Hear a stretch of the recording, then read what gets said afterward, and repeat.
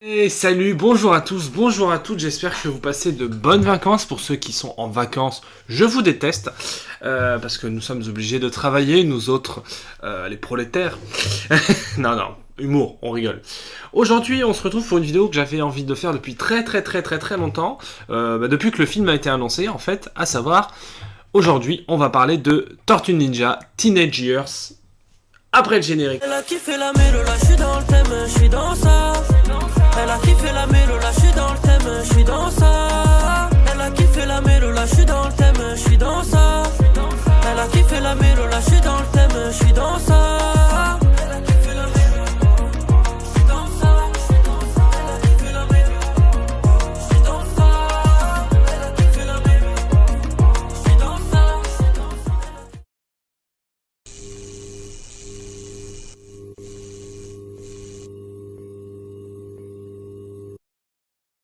Alors, Tortue Ninja Teenage Years est donc un projet cinématographique initié par Seth Rogen. Alors Seth Rogen, c'est quelqu'un qui est très connu dans le milieu de la comédie américaine, qui a fait ce qu'on appelle des stoner movies, des films un peu de drogués, des films des comédies complètement barrées. Il y a notamment Zack et Miri font un porno, The Interview, Nos chers voisins. Il a fait des films de Judd Apatow, 40 ans toujours puceau. Enfin voilà, c'est un mec qui connaît le milieu de l'humour américain, du cinéma américain, et qui ces dernières années s'est un peu recyclé en producteur, en scénariste plus qu'en acteur, parce que c'est notamment lui qui est producteur de The Boys, qui est l'une des meilleures séries du monde entier. Voilà, c'est tout ce que je voulais dire. Donc ça voilà, c'est quand même très intéressant. Et il nous annonce un film Tortue Ninja centré sur les Tortues Ninja qui sont adolescents. Alors, très intéressant parce que moi j'aime beaucoup Tortue Ninja, j'ai beaucoup regardé le dessin animé de 2012 quand j'étais en 6ème, 5ème, et justement avant de voir ce film je me suis dit tiens je vais me revoir les films Tortue Ninja, produits par Michael Bay, réalisé par Jonathan Liebesman, enfin pour le premier. Alors autant le premier j'ai globalement apprécié les deux, parce que en fait il y a une empreinte de Michael Bay, dans le sens où il y a des idées de cinéma, il y a des idées de plans, il y a des idées de cadrage, des idées de scènes d'action, ça pète dans tous les sens. Quand il y a de l'action, pam, ça pète, c'est pam pam pam, tu vois ce que je veux dire, c'est on n'est pas dans Dune quoi, tu vois, c'est pas Piu, tu es mort, c'est kung fu, et voilà. Et en plus, il faut savoir que, petit fun fact, les Tortues Ninja, c'est un comics à la base. C'est une bande dessinée de super-héros, donc on peut traiter d'une certaine façon Tortues Ninja comme un film de super-héros, et ça en est à bien des égards. Alors, concernant le deuxième film, donc Tortue Ninja 2, sorti en 2017, je crois, vous prenez exactement les mêmes qualités que le premier, vous enlevez la mise en scène, vous rajoutez de la stupidité, vous avez le film. Voilà. Mais sinon, c'est globalement un honnête divertissement. Voilà. Et donc, que vaut ce film ? Eh bien, je dirais pas que j'ai été déçu. Je dirais que j'ai été surpris. Je dirais que c'est globalement un très bon film. C'est même dans le milieu du panier de ce que j'ai vu cette année, puisque donc je suis allé 19 fois au cinéma cette année, ce qui est quand même pas mal. Et je commence un peu à avoir un classement de ce que j'ai vu cette année, sachant que Across the Spider-Verse est tout en haut, et Dune partie 2 est tout en bas. De quoi ? Je ne l'ai pas encore vu ? Chut, ne dites rien. Bref, c'est de l'humour. Et vraiment, Tortue Ninja, c'est un peu comme le manoir hanté ou Donjons et Dragons. C'est dans le milieu, c'est pas éclaté au sol, c'est globalement bien, mais il y a quand même des petites imperfections. Déjà, on sent l'héritage dans le cinéma d'animation mondiale, à l'échelle mondiale, de l'influence qu'a eu la saga Spider-Verse, donc Into the Spider-Verse et Across the Spider-Verse qui est sorti cette année, parce que avant Spider-Verse, le premier du nom, les studios américains, notamment Disney, DreamWorks, faisaient des films d'animation très beaux. C'était très beau, mais c'était des films qui n'avaient pas ça n'a pas de personnalité. Vous voyez par exemple, quand vous voyez La Reine des Neiges, alors j'ai pas vu La Reine des Neiges, hein, j'ai vu des extraits parce que j'ai déjà vu Dune, je vais pas non plus m'infliger La Reine des Neiges, j'ai pas envie de crever en fait. C'était gratuit. Donc voilà. Et Disney, quand ils font La Reine des Neiges, Réponse, même Coco, ou par exemple... non, alors Soul, c'est différent, justement. Mais ce sont des films qui sont visuellement extrêmement beaux, mais qui sont parfaits, qui n'ont aucune personnalité, il n'y a pas de vie, en fait. C'est des films, des trucs qui sont faits par ordinateur, mais voilà, c'est lisse. Vous voyez, Spider-Verse, je le vois un peu comme le Tim Burton de l'animation. C'est-à-dire que en 2018, je crois, arrive Spider-Verse. Et là, tout le monde fait...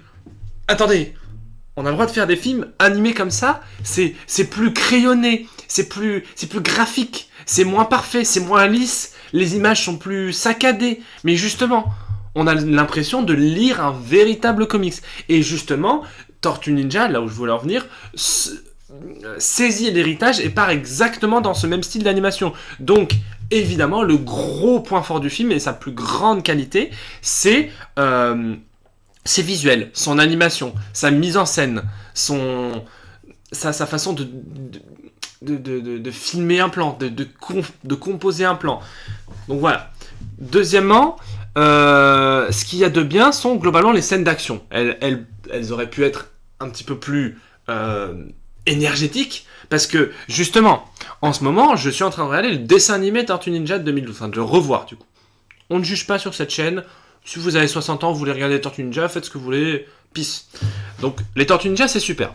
Donc enfin le dessin animé. Et vraiment, le dessin animé, donc c'est un dessin animé pour enfants, donc c'est pas très intelligent, c'est pas très fut-fut, mais déjà, bon, il y a des bons dialogues, et puis surtout, les scènes d'action, c'est rythmé, quoi. C'est 3-4 plans, c'est flamme, voilà, hein, et ça pète. Alors que là, dans ce film, j'aurais aimé que les scènes d'action soient un peu plus vivantes, soient un peu plus énergétiques. Alors forcément, ça va avec le film dans le sens où les Tortues Ninjas en sont à leurs premières années. Ce ne sont pas encore des méga experts en combat. Ils sont un peu en mode je te mets un coup de bâton et je te mets un coup de sabre. Problème justement. Parce que, et ce sera le gros point d'ordre du film, c'est l'écriture. L'écriture des personnages. Et je parle de tous les personnages. En fait, je parle du scénario, en fait. Le scénario n'est pas très bon. Le scénario est très classique. Alors, un scénario classique, ça peut être parfait. Parce que dans le cinéma, la simplicité, quand c'est bien fait, bah c'est parfait. Par exemple, je ne sais pas... un film comme par exemple, je sais pas, j'ai pas d'exemple là, mais un film classique, Batman vs Superman. Batman, non, mauvais exemple. The Flash, non, mauvais exemple. Bref, vous avez compris l'idée. Quand un film est classique, mais que son scénario est bien fait, que ses plans sont bien faits, que ça joue bien, voilà. C'est parfait. Mais là, justement, pour vous faire globalement un résumé du scénario, c'est donc Baxter Stockman, qui est quelqu'un de bien connu, si vous connaissez l'univers des Tortues Ninja, crée le mutagène. Bon, déjà, erreur. Crée le mutagène, il crée donc Superfly, qui est une mouche mutante. Voilà. Fin de la blague. Et du coup, le TCRI, enfin les méchants, en fait, décident donc de tuer Baxter Stockman. Et le mutagène, le tube de mutagène, d'ailleurs, que je possède, donc à tout moment, je peux devenir un super-héros. J'en suis déjà un, mais c'est pas grave. Bref, donc le tube de mutagène tombe dans les égouts et tombe sur des tortues et un rat. Et devient donc Maître Splinter et les Tortues Ninja. Bon, voilà. Et vu que son maître est mort, enfin que son père est mort, Superfly décide tout simplement de transformer tous les animaux de la Terre en mutants pour réduire les humains en esclavage. Classique, très classique, mais ça peut être efficace. Le problème c'est que, en fait, Superfly n'est pas un bon méchant. Superfly n'est pas un bon méchant. Déjà, en termes de design, c'est pas très beau. Non mais sans déconner. En plus, enfin, il y a un truc qui marche pas. C'est que dans la série Tortue Ninja, dans les comics Tortue Ninja, il y a des méchants.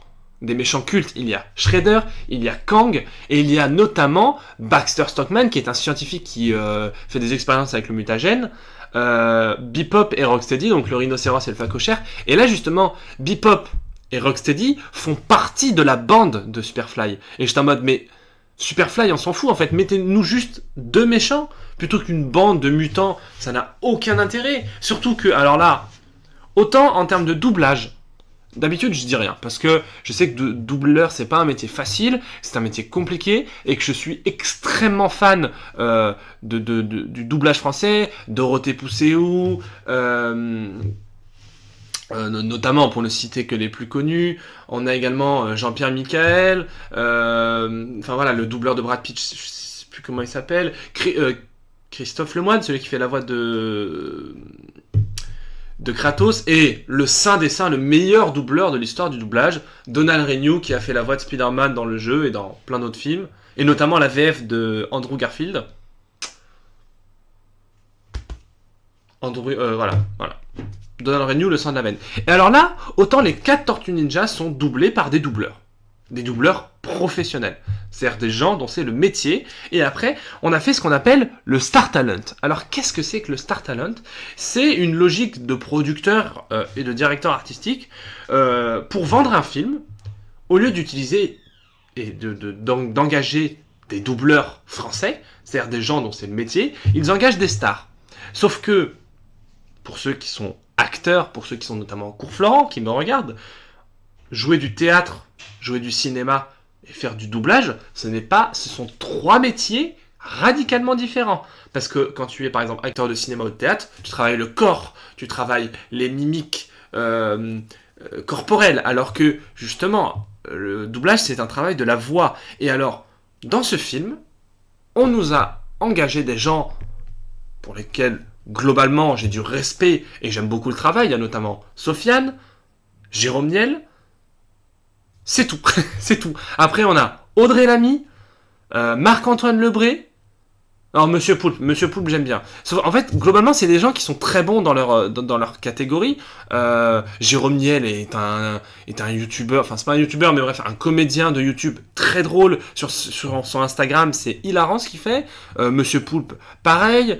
Sofiane est un très bon rappeur et il s'est lancé dans le théâtre et dans le cinéma il y a quelques années. Et je trouve qu'il est très bon. Mais il y a un truc qui colle pas. Déjà, le fait de mettre Superfly en méchant, ça ne va pas. Et en plus, il a une voix qui ne colle pas au physique. C'est-à-dire que quand je voyais Superfly parler, j'étais en mode, ça ne colle pas, Sofiane. Tu es un mec super, je t'adore, mais c'est non. Et puis ouais, non, utiliser Audrey Lamy, frère. Il y a même Claire Chazal. Mais PTDR, les frérots, respectez-nous, en fait. Donc, le doublage, c'est non. Hein. Doubleur, c'est un vrai métier, on ne devient pas doubleur comme ça. Donc, c'est non. Le scénario est donc trop simpliste. Et du coup, ce qui fait que toutes les scènes qui peuvent avoir un peu de l'importance, t'es en mode, bah, j'en ai rien à faire, en fait. C'est pas... voilà.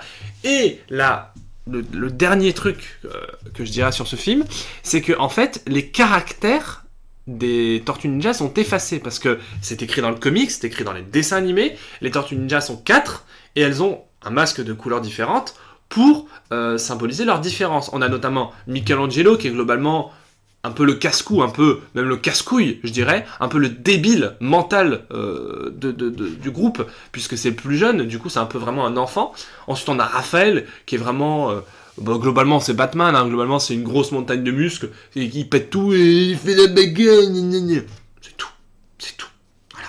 Ensuite on a Leonardo, qui est le chef, le sérieux, la maîtrise de soi, le respect, la stratégie d'équipe, ce Captain America ni plus ni moins. Et on a la meilleure Tortue Ninja, la Violette, Donatello, qui se bat avec un bâton, et on ne se moque pas de ça, parce qu'un bâton c'est exceptionnel, c'est la meilleure arme au monde, qui est globalement un scientifique, qui est le mec le plus intelligent de la bande. Et là dans ce film, à part le fait que Leonardo soit le chef, bah, les 3 autres Tortues Ninja ont des caractères qui sont effacés. On a effacé leurs caractères.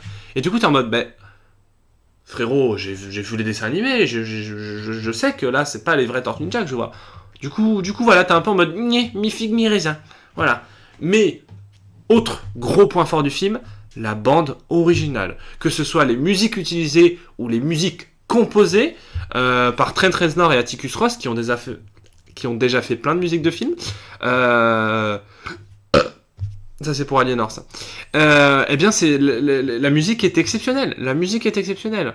Donc voilà, pour moi Tortue Ninja, je conclurai là-dessus en disant que c'est un film visuellement exceptionnel avec de bonnes scènes d'action, mais le scénario complètement bancal et le doublage un peu approximatif, voire complètement aux fraises pour certains moments. déstabilise un film qui aurait pu être comme Spider-Verse, un film parfait. Oui, parce que Across the Spider-Verse, c'est un film parfait. Et la moindre critique sur ce film, je prends un bâton et je vous tape avec. C'est bon pour vous ? Allez, ciao, c'était Captain Hellboy, je vous dis à bientôt.